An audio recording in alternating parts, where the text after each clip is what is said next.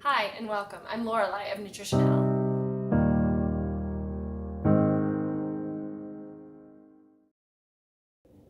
My plan is to do individual videos for all of the different vitamins, A, B, C, D, E, and K. Look for those in the next couple of weeks.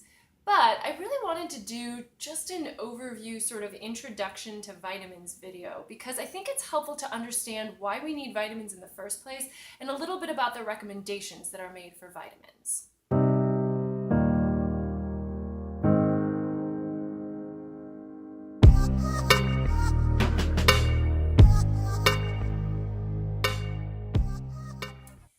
The RDA, or recommended dietary allowance of a vitamin, is something that you're going to see maybe on the side of a cereal box or the side of a vitamin bottle. More likely you'll see a percentage of the RDA.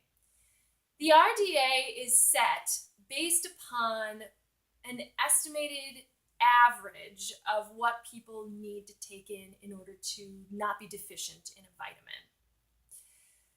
I would love if people could all be tested to find out exactly how much of each and every vitamin they individually need.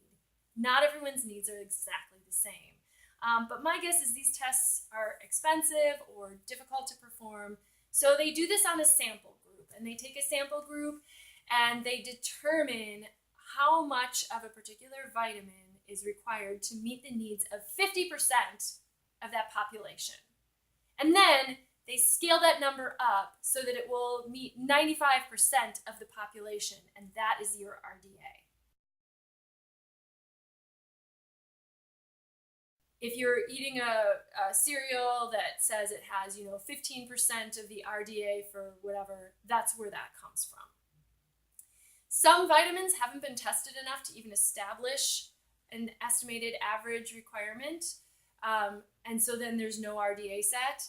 So those go by something called an AI, or an adequate intake, and this is determined observationally by looking at a group of people and saying, okay, hey, this group of people seem pretty healthy, taking in about this much of this vitamin, so we're going to say that that's an adequate amount to take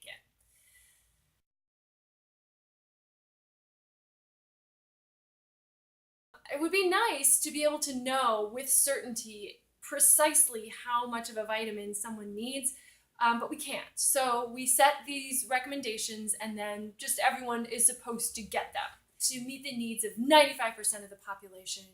You might be in that 5% that needs more, but it's a good chance that if you get the RDA, you're going to be fine. So where do you get your vitamins from? Well, hopefully from your foods. And actually, that's the best way to get vitamins, is if you can get them from food.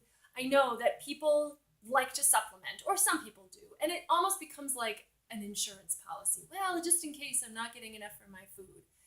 A lot of that is just wasted money, I'll be perfectly honest. There are a couple vitamins that are maybe people have a tendency towards being deficient in, vitamin D and vitamin B12.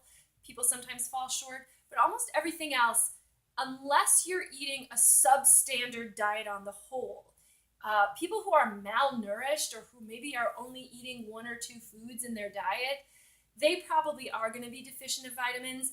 And the hope would be that their diet would get better, as opposed to like, oh, we'll just give them a supplement, they'll be fine.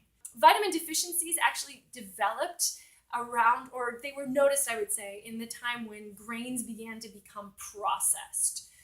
So like beriberi, which is a deficiency in niacin, first came about when they started polishing rice and removing the bran and the grain and the germ from it. And then we developed pellagra in this country when they started processing corn, because the germ of a lot of these grains contain vitamins. So if you're eating these processed foods devoid of the vitamins, and that's a big staple in your diet, then you lose that. So that's why whole grains are recommended. However, our food system has decided that because we like processed grains and we have them in so many foods, that they would enrich a lot of those grains, meaning they processed them, they took out all the vitamins, and then they put some back in so that the food is not devoid. But what that does mean is that even people who don't have access to like whole grain and vitamin rich foods, you're oftentimes still going to be eating enriched flours. Like a lot of snack foods that are made with flour have enriched flour, so they do still have some of those vitamins. So that helps people avoid deficiencies. Which sounds like, well, why don't you just eat the whole food? But the reality is not everyone has access, and it's better to prevent some of the major vitamin deficiencies. And so they become pretty rare. So vitamin deficiencies, not all that common, except for in the situations where maybe someone is very malnourished, or, if some other health issue is going on that causes really poor absorption, something like that, where someone can't really absorb vitamins very well, that might be another reason.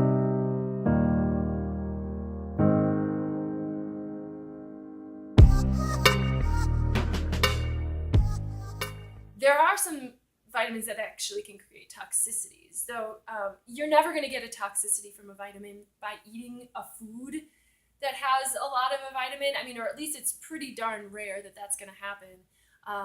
But you can, if you're going to get a toxicity to a vitamin, it's going to be because you're supplementing.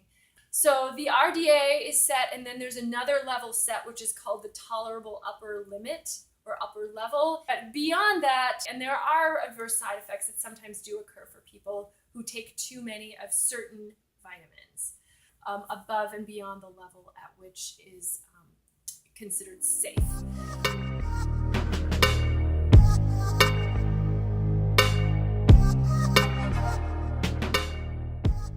What do vitamins do in the body? Generally, vitamins they're often cofactors for enzymes in the body. Enzymes are responsible for a lot of our body processes. I'm sure you've heard of the relationship of vitamin C to our connective tissue. Like if you're deficient in vitamin C, you have scurvy, that's the name of the deficiency, and things start to kind of fall apart. Vitamin C is a necessary cofactor for a reaction that takes place that causes strands of collagen, which is a protein, to link together. And so if you don't have enough vitamin C, that process doesn't happen and the tissue just can start to fall apart. So that's what vitamins are there for. They are important for certain processes in the body, and we can't make them.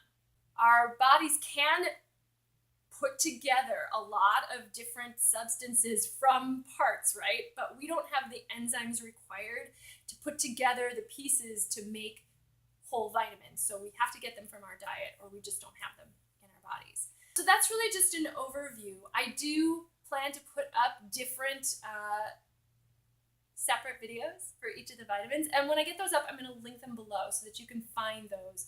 But I don't want you to have to go through one whole big long video on all the vitamins to find the information you're most interested in.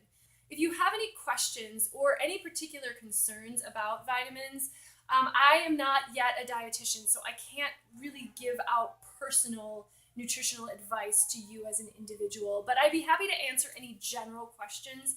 I took a vitamins and minerals course this past semester, so I'm really eager to share what I have learned, and because it helps me to learn a little bit better as well. So if you have any questions, please leave that in the comments section. And then if you like this video, please give it a thumbs up and share it if you would. I'd love to have you subscribe to my channel. There's a notification bell. I think it's right next to the subscribe button. And if you hit that, then I think you get notified if I post another video. So check that out. That's going to do it for this video. I'm Nutritionelle. I encourage you to eat well.